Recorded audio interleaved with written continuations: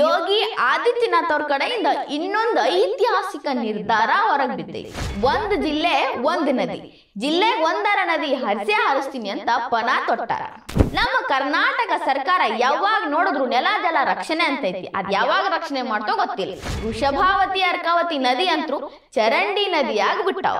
ರಾಮನಗರ ಕೋಲಾರದಾಗ ಇದ್ದಿದ್ ನದಿ ನಮ್ಮ ಸರ್ಕಾರಕ್ಕೆ ಕಾಣಿಸೋದೇ ಇಲ್ಲ. ಮಹಾಪ್ರವಾಹ ಬತ್ತು ಅಂದ್ರ ಅಷ್ಟ ಈ ನದಿಗಳು ಇದ್ವು ಅಂತ ನಮಗ್ ಗೊತ್ತಾಕೈತಿ. ನಮಸ್ಕಾರ ರೀ.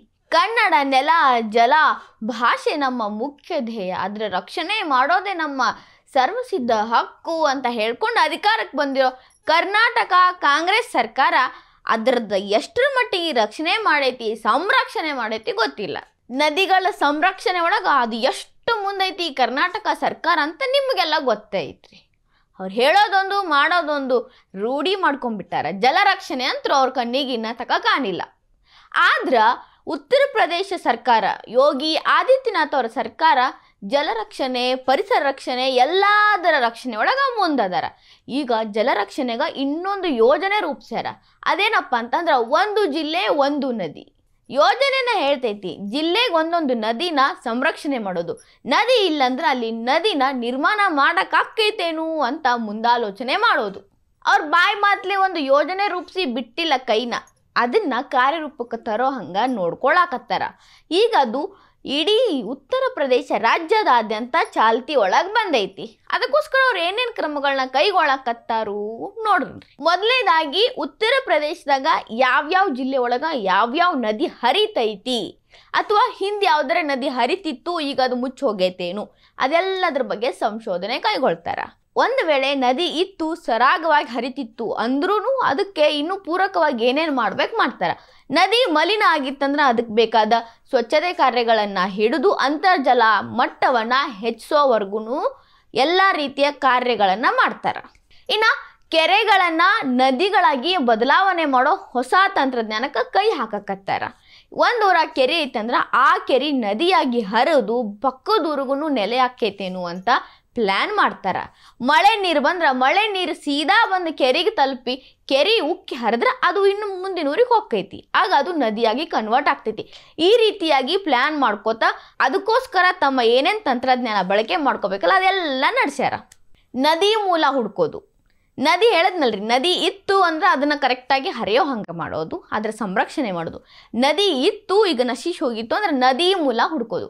ಇಲ್ಲಿ ನದಿ ಇತ್ತು, ನದಿ ಯಾಕೆ ಮುಚ್ಚೋತು, ಈಗ ಅದರ ಅಂತರ್ಜಲ ಮಟ್ಟ ಹೆಚ್ಚಾದ್ರೆ ಮತ್ತೆ ನದಿ ಹರಿತೈತೇನು ಅನ್ನೋದನ್ನ ಸಂಶೋಧನೆ ಮಾಡಿ ಹರಿಯೋ ಹಂಗೆ ಮಾಡೋದು. ಪರಿಸರ ಸಂರಕ್ಷಣೆ, ನದಿಗೆ ಮುಖ್ಯವಾಗಿ ಬೇಕಾಗಿರೋದು ಪರಿಸರ ಸಂರಕ್ಷಣೆ. ಖಾಲಿ ನದಿ ಇತ್ತು ಜಾಗ ಇತ್ತು ಅಂದ್ರೆ ಏನು ಮಾಡಿದ್ರಿ, ಪರಿಸರ ಎಷ್ಟು ಚಂದ ಬೆಳೀತೈತಲ್ಲ ಅಷ್ಟು ಚಂದ ಅರಣ್ಯ ಸಂರಕ್ಷಣೆ ಮಾಡಿ ಮಳೆ ಬಂದು ನದಿ ತುಂಬೋ ಹಂಗೆ ನೋಡ್ಕೊತಾರ. ಮುಖ್ಯವಾಗಿ ಅರಣ್ಯ ಸಂರಕ್ಷಣೆಗೆ ಒತ್ತು ಕೊಡಾಕತ್ತಾರ. ನಿಂತ ನೀರಾಗಬಾರ್ದು ನದಿ ನೀರು ಅಂಥೇಳಿ ಅದ್ರ ಹರಿವನ್ನು ಹೆಚ್ಚಿಗೆ ಮಾಡಾಕತ್ತಾರ. ಮಲಿನಗೊಂಡಿರೋ ನದಿಗಳನ್ನು ಸ್ವಚ್ಛ ಮಾಡಾಕತ್ತಾರ. ಬೋರ್ವೆಲ್ನ ನಂಬ್ಕೊಂಡು ಕೃಷಿ ಮಾಡ್ತೀನಿ ಅಂದ್ರೆ ರೈತಗೆ ಆಗಂಗಿಲ್ಲ ಅಂತ ನದಿನ ಈ ರೀತಿ ಜೀರ್ಣೋದ್ಧಾರ ಮಾಡೋದ್ರಿಂದ ಕೃಷಿಗೆ ಮೂಲ ಸೌಕರ್ಯ ಒದಗಿಸ್ದಂಗೆ ಆಕೈತಿ. ಉತ್ತರ ಪ್ರದೇಶದ ರೈತರ ಮುಖದಾಗ ಮಂದಹಾಸ ಮೂಡ್ತೈತಿ. ಪ್ರತಿ ಜಿಲ್ಲೆ ಒಳಗೆ, ಉತ್ತರ ಪ್ರದೇಶದ ಪ್ರತಿ ಜಿಲ್ಲೆ ಒಳಗೆ ಒಂದಾದ್ರೂ ನದಿ ಇರಬೇಕು ಅನ್ನೋ ಧ್ಯೇಯ ಹೊತ್ತಾರ. ಉತ್ತರ ಪ್ರದೇಶದಾಗ ನದಿಗಳಿಗೇನು ಕಡಿಮೆ ಇಲ್ರಿ, ಸಾಕಷ್ಟು ಪ್ರಮಾಣದಾಗ ನದಿಗಳದಾವ. ಅದು ಎಲ್ಲವನ್ನ ಹರಿಯೋ ಹಂಗೆ ಮಾಡೋದು, ಅದರ ಸ್ವಚ್ಛತೆ ಕಾರ್ಯ, ಅದರ ಪುನರುಜ್ಜೀವನಗೊಳಿಸೋದು ಪ್ರತಿ ಒಂದನ್ನು ಯೋಗಿ ಆದಿತ್ಯನಾಥ್ ಅವರ ಸರ್ಕಾರ ಮಾಡಾಕತ್ತೈತಿ. ಈ ಯೋಜನೆನ ಬರೀ ಬಾಯಿ ಮಾತಿಗೆ ಹೇಳಿಲ್ರಿ ಅವರು. ಈ ಯೋಜನೆನ ಅನೌನ್ಸ್ ಮಾಡೋಕ್ಕಿಂತ ಮುಂಚೆ ಇದ್ರ ಟ್ರಯಲ್ ನೋಡ್ಯಾರ. ಜಲೌನ್ ಜಿಲ್ಲೆ ನೂನ್ ನದಿಗೆ ಈ ಮಾದರಿನ ಟ್ರೈ ಮಾಡ್ಯಾರ. ಅದನ್ನು ಸ್ವಚ್ಛ ಮಾಡಿ ಆ ನದಿ ಹರಿವು ಹೆಚ್ಚು ಮಾಡಿ ಎಲ್ಲ ರೀತಿ ಸಂಶೋಧನೆ ಮಾಡಿ ಸಕ್ಸಸ್ ಆದ್ಮೇಲೆ ಈ ಒಂದು ಮಾದರಿಯನ್ನು ಇಡೀ ಉತ್ತರ ಪ್ರದೇಶಾದ್ಯಂತ ಟ್ರೈ ಮಾಡಬೇಕು ಅಂತ ಒಂದು ಜಿಲ್ಲೆ ಒಂದು ನದಿಯನ್ನ ಯೋಜನೆನ ಸಾಕಾರಗೊಳಿಸಕ ಅನೌನ್ಸ್ ಮಾಡ್ಬಿಟ್ಟಾರ.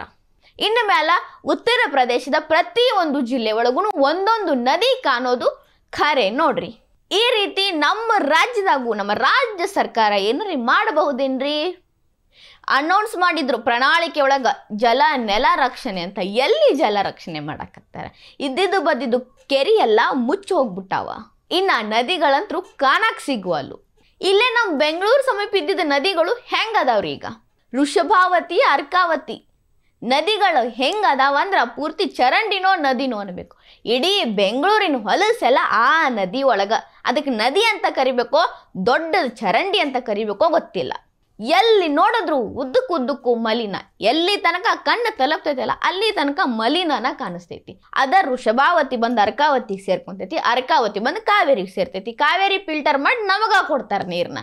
ಅದನ್ನು ಶುದ್ಧ ಮಾಡೋ ಕೆಲಸ ಅಂತೂ ಯಾರೂ ಮಾಡಕ್ ತಯಾರಿಲ್ಲ. ಇನ್ನು ತುಮಕೂರೊಳಗ ಜಯಮಂಗಲ ಶಿಂಷಾ ನದಿ ಇದಾವೋ ಇಲ್ಲೋ ಅಂತಾನೂ ಗೊತ್ತಾಗೋಲ್ತು. ಅಷ್ಟರ ಮಟ್ಟಿಗೆ ಬರಡಾಗಿ ಖಾಲಿಯಾಗಿ ನಿಂತು ಬಿಟ್ಟಾವ. ರಾಮನಗರದ ಕಣ್ವಾ ನದಿ ಅಂತೂ ಸಣ್ಣ ಜರಿಕಿನ್ನ ಖೇಡಾಗ್ಬಿಟ್ಟೈತಿ. ಇನ್ನ ಜರಿಯರೆ ಹರಿದರೆ ಹರಿತೈತಿ. ಅಲ್ಲಿ ಒಂದು ಹನಿ ನೀರು ಕಾಣಕ್ ಸಿಗಂಗಿಲ್ಲ. ಯಾವಾಗಾರೆ ದೊಡ್ಡ ಮಟ್ಟದಾಗ ಮಳೆಯಾಗಿ ಪ್ರವಾಹ ಬಂತು ಅಂದ್ರ ಓ ಕಣ್ವಾ ನದಿನೂ ಐತಿ ಅಂತ ಅನ್ನಿಸ್ತೈತಿ. ಅವಾಗ ಹರಿಯಾಕ್ ಚಾಲು ಮಾಡ್ತೈತಿ. ಇನ್ನು ಕೋಲಾರದ ಪಾಲಾರ್ ನದಿ ಕೇಳಿದ್ರನ ಹೊಸಾದಪ್ಪ ಇದು ಯಾವ ನದಿ ಅನ್ನಿಸ್ತೈತಿ, ಹೌದಿಲ್ರಿ? ಯಾವಾಗ ಪ್ರವಾಹ ಹೆಚ್ಚಾಕೈತಲ್ಲ ಅವಾಗಷ್ಟ ಆ ನದಿ ಇತ್ತು. ನ್ಯೂಸ್ ಒಳಗೆ ಬರ್ತೈತಿ ಪಾಲಾರ್ ನದಿ ಉಕ್ಕಿನಿಂದಾಗಿ ಇಲ್ಲಿನ ಜನ ಹಿಂಗಾತ್ ಹಂಗಾತ್. ಅವಾಗ ನಮ್ಗೆ ಗೊತ್ತಾಗತ್ತೆ ಓ ಪಾಲಾರ್ ಅಂತಾನು ಒಂದು ನದಿ ಐತಿ, ಪ್ರವಾಹ ಬಂದಾಗ ಅಷ್ಟ ಹುಟ್ಕೋತೈತಿ ಅಂತ ಪರಿಸ್ಥಿತಿ ನಮ್ಮ ಕರ್ನಾಟಕದ ನದಿಗಳಿಗೆ. ಇವುಗಳ ಬಗ್ಗೆ ಎಲ್ಲ ನಮ್ಮ ಸರ್ಕಾರ ಕಾಳಜಿ ಯಾವಾಗ ವಹಿಸೋದು? ಉತ್ತರ ಪ್ರದೇಶದಂಗ ನಮ್ಮ ನದಿಗಳನ್ನು ಸ್ವಚ್ಛಂದವಾಗಿ ಹರಿಯೋದು ಯಾವಾಗ? ನೋಡ್ದಲ್ಲೆಲ್ಲ ಬರೀ ಗಿಡ ಕತ್ತರಿಸ್ರಿ, ಅಲ್ಲಿ ಬಂದು ಕಸ ಹಾಕ್ರಿ, ನದಿಗಳ ನೀರೊಳಗ ಕಸ ಬಿಸಾಕಿ ನದಿಗಳನ್ನ ಮಲಿನ ಮಾಡ್ರಿ, ಇದ ಆಯ್ತ್ರಿ. ಯಾವಾಗ ಇವರು ಎಲ್ಲ ಹಸನು ಮಾಡೋದು, ಸ್ವಚ್ಛ ನದಿಗಳು ಹರಿಯೋದು? ಇದ್ದಿದ್ದ ನದಿಗಳು ಇಲ್ಲದಂಗೆ ಮಾಡಾಕತ್ತಾರ ಹೊರತು ಇರ್ಲಾರ್ದ ನದಿಗಳನ್ನ ಹುಟ್ಟಾಕೋ ಕೆಲಸ ಯಾರೂ ಮಾಡಾಕತ್ತಿಲ್ಲ. ಬರೀ ಬಾಯಿ ಮಾತಿಗೆ ನೆಲ ರಕ್ಷಣೆ ಜಲ ರಕ್ಷಣೆ ಅಂತ ನಮ್ಮ ಸರ್ಕಾರ ಹೇಳಾಕತ್ತೈತಿ. ಯಾವಾಗ ಅದನ್ನೆಲ್ಲ ತಲೆಯಾಗ ತಗೊಂಡು ಕೆಲಸ ಪ್ರಾರಂಭ ಮಾಡ್ತೈತೋ, ಯೋಗಿ ಮಾಡೆಲ್ನ ಕರ್ನಾಟಕದಾಗ ಚಾಲೂ ಮಾಡಿ ಇವ್ರನ್ನು ಎಲ್ಲ ಮಂದಿ ಪ್ರಶಂಸೆ ಗಳಿಸ್ಕೋತಾರು ಅನ್ನೋದು ಕನಸಿನ ಮಾತಾಗೇ ಉಳಿತೈತಿ. ಈ ವಿಡಿಯೋ ನಿಮಗೆ ಇಷ್ಟ ಆಗಿದ್ರೆ ಲೈಕ್ ಮಾಡಿರಿ, ಶೇರ್ ಮಾಡಿರಿ, ಕಮೆಂಟ್ ಮಾಡಿರಿ. ಇನ್ನೂ ಇಂಥ ಹೆಚ್ಚಿನ ವಿಡಿಯೋ ನೋಡೋಕೆ ಹೊಸದಿಗಂತ ಡಿಜಿಟಲ್ ಚಾನೆಲ್ಗೆ ಸಬ್ಸ್ಕ್ರೈಬ್ ಆಗ್ರಿ.